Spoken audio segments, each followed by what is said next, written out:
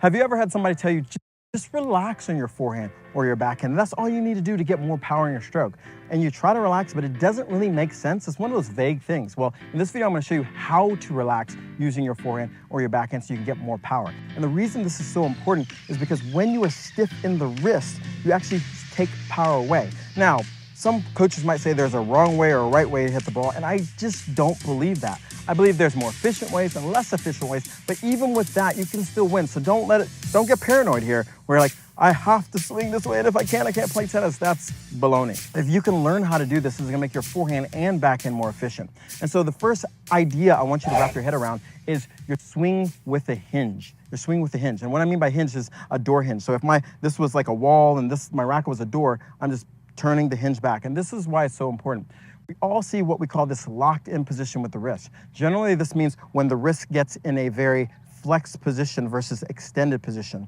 And so what happens is when you see pros swing, the racket's in their hand and they start swinging and the racket goes to this flexed position. Even in the past, I've had players where I said, okay, let's just start with this and to get them here. The problem with that is that, man, they got the ball in, but they're still just a little stiff. And it's just understanding that when we start swinging the hand forward, and I mean the hand, not the racket, the hand forward, if we're relaxed, the weight of the head is gonna lag, okay? We're not getting into lag yet, but it's gonna lag behind. So if you just take your racket just like this and hold it with your two fingers, even if you hold it probably pretty tight, which I don't want you to do, and you move your hand forward, look what happens to the racket.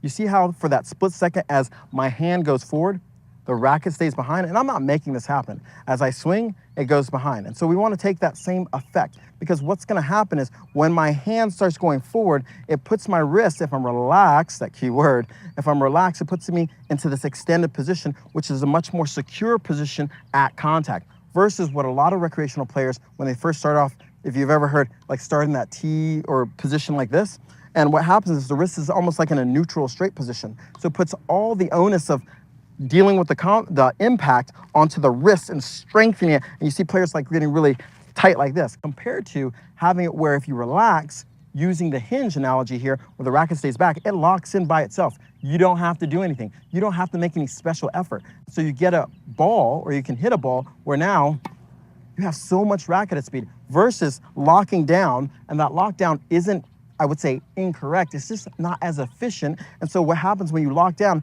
you have tension here, which translates to tension here and more tension here. So as I'm using my body properly, my arm is gonna slow down because it's tight. And that's why you're lacking power in your forehand. So the very first thing we wanna do is just understand the hinge. And what I mean by understanding the hinge is go ahead and pinch your racket with two fingers and just start off swinging like this a little bit.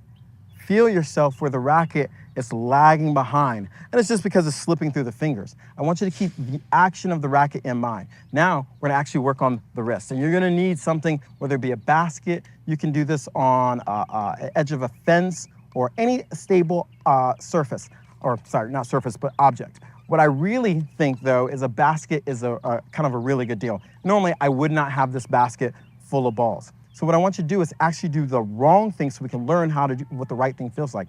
We're gonna have a lot of tension here. My wrist is gonna be in that neutral position that we're trying to avoid. And what I'm gonna have you do is lock everything down and try to push the basket. In this sense, there's a ton of balls in this basket. I wouldn't recommend this. Maybe having it something where there's not a lot of balls if you have a basket that rolls. If you have a stationary object, that's fine too. Just press on it a little bit. And you can see I'm moving the basket just subtly. From here, what I want you to do is now, if that was a 10 as far as tension and keeping this all locked down, I want you to go to 1. And so what should happen, if I go to 1 of relaxation here, my wrist should break, or really not break, but it's gonna go into an extended mode and the head's gonna be left behind. As I keep pulling, the racket then comes forward. Now, what I want you to understand is this. We're not looking for this to go behind, the head to go behind, and the racket to go forward into the ball. We don't want that.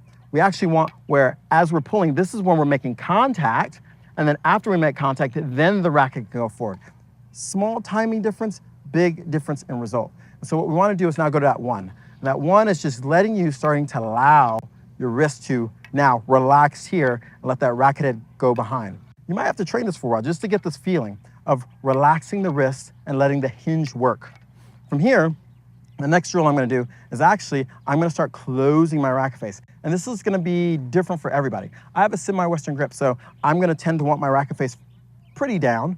If you have an Eastern grip, it still probably might be down, but not as much. Don't get caught up in the angle of it having to be down. Just close it. So when you're coming up, it's not going to be completely open. And so now I have the edge. Hopefully you can see that here. If I have the edge of the racket, I'm going to do the exact same thing. I'm leading with the edge. And so if I lead with the edge now, you can see how the racket still gets left behind.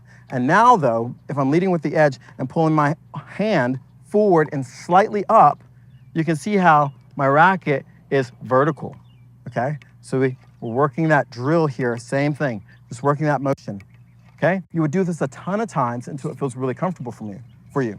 From here, what you could just now do is start doing drop dead balls. Now, if you want to start here, totally fine. What I do recommend is just have your hand go back and forth and feel that hinge being loose enough so you feel that lag of the racket. And then from here, I would just go from here and pull. And you can see how I'm going pull, it gets in that position, I'm making contact, and then the racket can come around.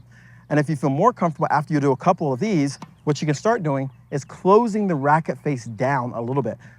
Why we want to do this is if we can close the racket face, we can be more aggressive coming through and up on the ball without the racket face opening up. Sometimes, if your racket's, let's say, vertical, and we start going up, there's a chance of it opening up, sending the ball long. And so when we close it now, and I relax, you can see I can create topspin